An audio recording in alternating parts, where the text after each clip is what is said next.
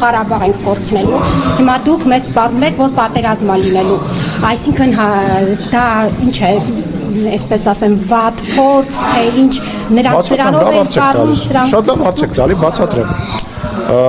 18 թվականին բնական այդ խոսակցությունները կար, բայց այդ խոսակցության հիմքը հետևյալն էր, որ գործող այն ժամանակվա գործող իշխանությունները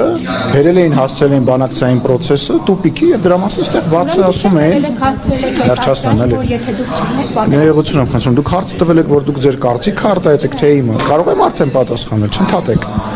իրանք բերել էին բանակցային process-ը հասցրել էին մի իրավիճակի որտեղ ակնհայտ էր իրանց համար առնվազն եւ իրանք գիտեին որ հավանականությունը պատերազմի շատ մեծ է, դրա մասին խոսում էին եւ նույնիսկ 2020 թվականի հունվար թե փետրվար ամիսներ ես դրա մասին ասել եմ Սերժ Սարգսյանը Իրան կոռուպցիայի մեջ մեղադրվող դատավարության ժամանակ 2020 թվականի հունվար-փետրվար ամսի մասին է խոսքը մեգաֆոնը վերցրել էր ասում էր Արցախը երբեք չի լինելու Ադրբեջանի կազմում մենք է զարմանում ասում ենք ինչ է sense բաներ խոսում իրանք գիտեին որ բանակցային process-ը դա մենք դրա մասին ենք շատ խոսել հա ապրիլյան պատերազմը այդ դրանք այդ ամեն ինչը գալիք պատերազմի անոնսներ ինչ վերաբերում է հիմիկվա մասին ես ասում եմ հետեւյալը որ կա երկու քաղաքական ուղղություն եթե դու քո քաղաքական ուղղությունը ընտրում ես ինչպես Նարեկը մեջ բերեց Քոչարյանի ասածներից հա որ դու պետքա հենց Ադրբեջանը թուլանա կամ չգիտեմ Թուրքիան թուլանա կամ որևիցե այլ երկիր թուլանա դու պետք է իր վրա հարձակվես եթե դու պահանջատիրական բաներ ես ներկայացնում պահանջներ ես ներկայացնում քո հարևաններին բնական է դա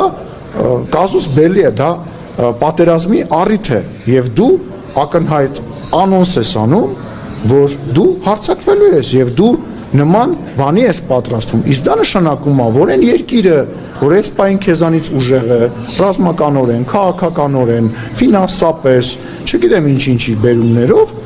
միանշանակ է չի թողնելու որ դու գա այն պահը որ ինքը թույլ լինի եւ ես ու դուք հիմա որ խոսում ենք ես կարող եմ որպես քաղաքական գործիչ ասել հետեւյալը 2020 թվականի պատերազմ է տեղի ունեցել որից հետո Հայաստան եւ Ադրբեջանը սահմանը վերարտադրել են Հայաստանի եւ Ադրբեջանի եւ դրանից հետո եթե գալիս է մի ուժ որը որ ասում է ես այդ սահմանազատումը սահմանագծումը չեմ ճանաչում ես պետքա 29743 քառակուսի կիլոմետրից դուրս մտածեմ բնական է ես որպես քաղաքական գործիչ եւ դուք որպես ուղակի քաղաքացի մարդ կարող են կանխատեսել որ այո կարող է պատերազմ լինել դրա մեջ ինչ որ տենց մարտավարական քաղաքական հնարք տեսնելը որևիցե ձևով տեղի չի